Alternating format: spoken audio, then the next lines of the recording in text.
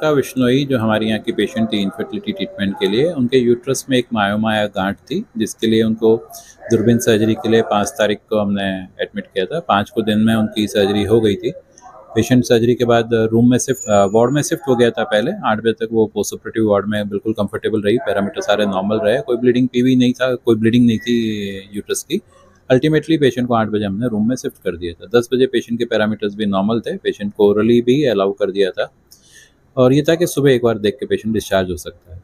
Morning में patient को थोड़ी रेस्टलेसनेस और इरिटेबिलिटी होने लगी, तो डॉक्टर ने जब 8 बजे राउंड लिया और फिर 9 बजे जब इलेक्ट्रोलाइट्स हमने कराए तो मालूम चला सोडियम थोड़ा कम है, पर इरिटेबिलिटी काफ़ी थी।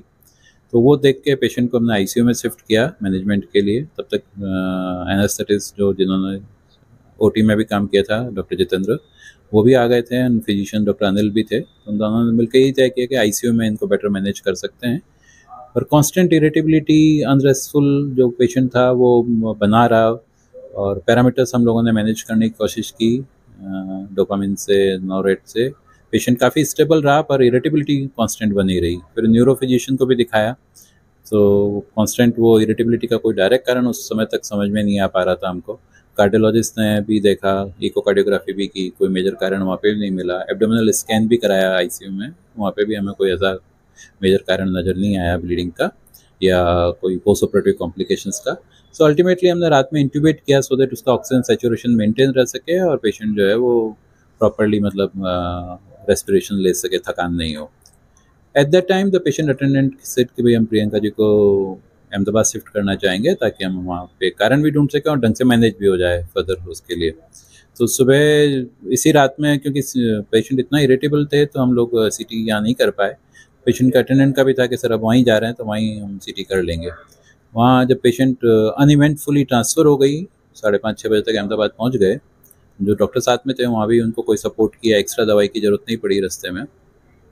जाने के बाद जब वहाँ सीटी स्कैन हुआ तो मालूम चला कि पेशेंट को जो है ब्रेन में एक एबी मेलफॉर्मेशन था फ्रंटल लोब में, जो ब्लीड हुआ है और वो इस पूरी मोटिलिटी या इस सारी कॉन्सिक्वेंसेज या कॉम्प्लिकेशंस के लिए मोस्ट प्रोबेबली रिस्पॉन्सिबल है।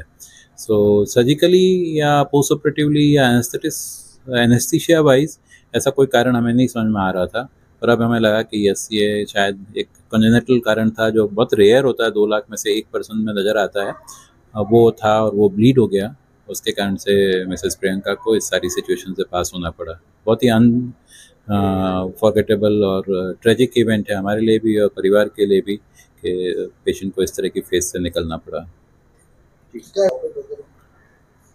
जनरली ब्लीड होने के पहले अगर पता लग जाता तो शायद ट्रीटमेंट पॉसिबल है। ब्लीडिंग के बाद में पेशेंट जब तक डायग्नोज होता है और सारे ट्रीटमेंट की तैयारी होती है तब तक ऑलरेडी न्यूरोलॉजिकल डेफिसिट या न्यूरोलॉजिकल डैमेजेस बढ़ चुके थे, तो इसलिए ऑपरेट करने के लिए वो फिट नहीं थी पेशेंट। क्या ये बाई बर्थ हो सकता है या बाद में कोई घटना के बाद? मोस्ट ऑफ द टाइम ये बाई बर्थ ही होते हैं, डेवलपमेंटल कम ही होते हैं, कॉन्जेनिटली होते हैं, डेवलपमेंटल रेयर हैं। क्योंकि ऐसा जितना रेयर है तो बहुत ज़्यादा इसके बारे में इंफॉर्मेशन साइंस को भी नहीं है, पर हाँ मोस्ट ऑफ द टाइम ये कॉन्जेनिटली जन्म के साथ ही मिलता है।